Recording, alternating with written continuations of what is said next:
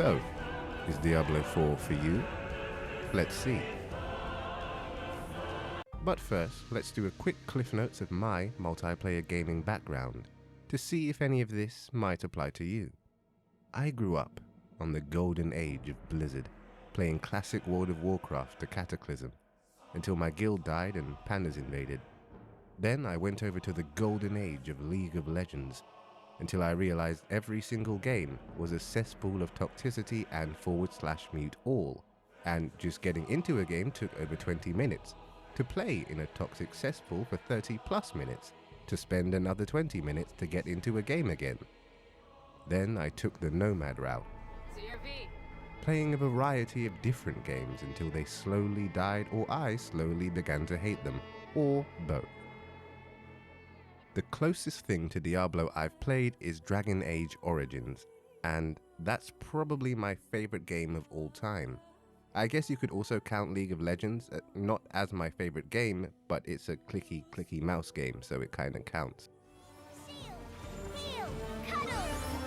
What can't I do? So, let's see if Diablo 4 is for you. The combat gives me serotonin. Whether grouping up and taking on giant monsters or soloing challenging bosses, blowing up a horde of enemies and watching it rain loot and gold, this is satisfying.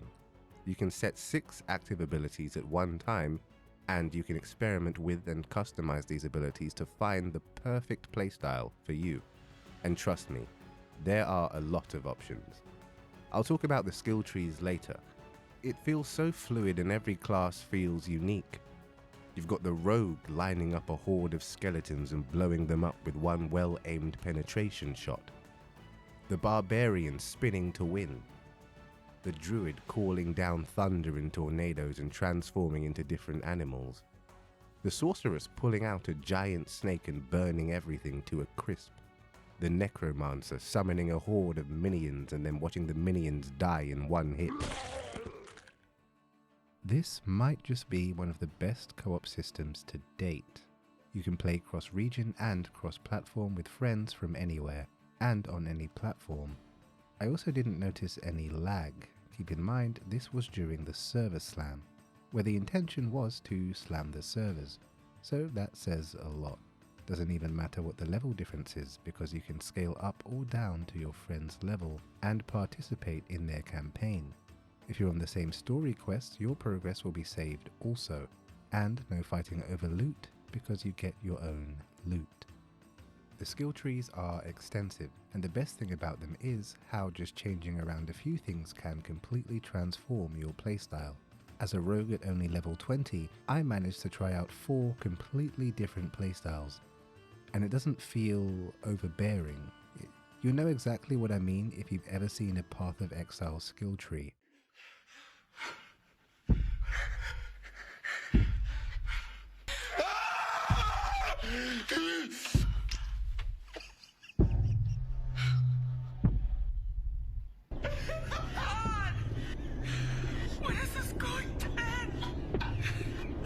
As a person new to ARPGs, that is horrifying.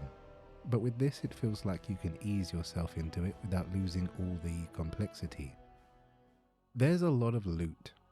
I was never the biggest fan of loot shooters and micromanaging tons of loot all the time, but this really just clicked for me.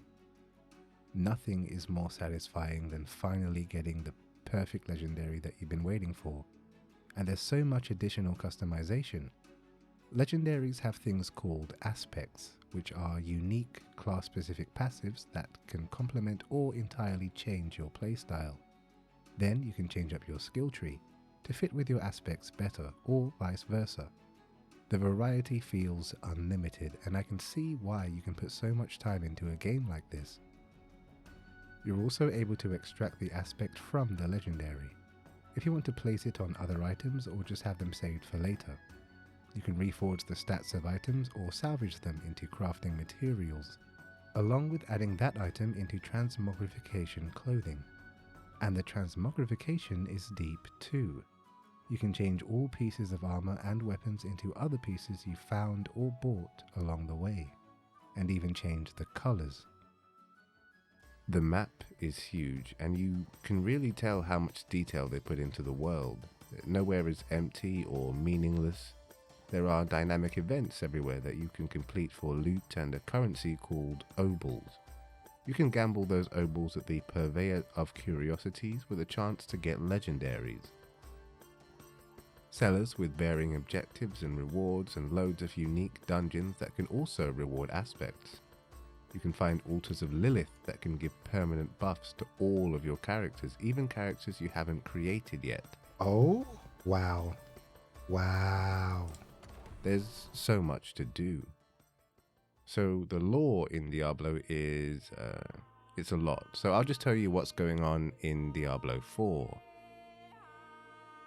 After millions have been slaughtered by the actions of the high heavens and burning hells alike, in the power vacuum, a legendary name resurfaces.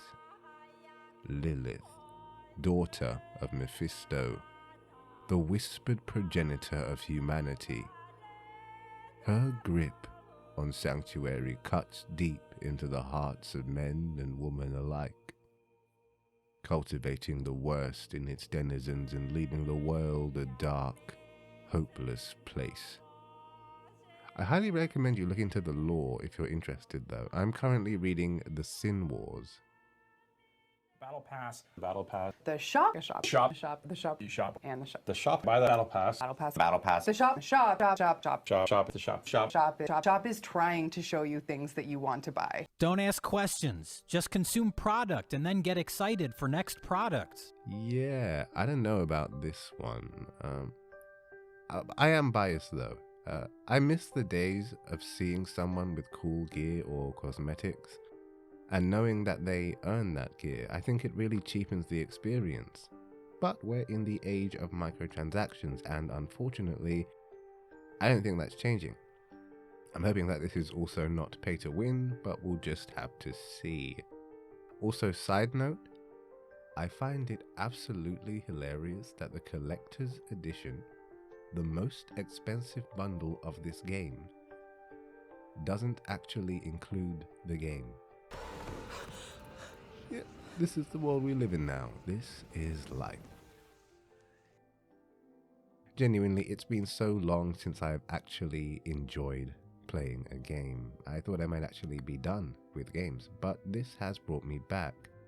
I had so much fun just exploring. The story is fascinating and the gameplay loop is addictive. So I highly recommend giving this a try. Just keep in mind, it's a Blizzard game and Blizzard is weird right now, so we'll just have to see. If you enjoyed this video, please give it a like and subscribe for more. I'll probably be playing a lot of Diablo 4, but content-wise, I'm not really sure what I want to be doing, so if you have any ideas on that, leave a comment for me. It can be guides, lore stuff, game news, talking about how games are bad or good. I don't know, it depends on the game. And also, yes, as you can tell by my voice, I was sick recording this entire video. I apologize if my nasalness got to your soul. Thanks for watching. Bye.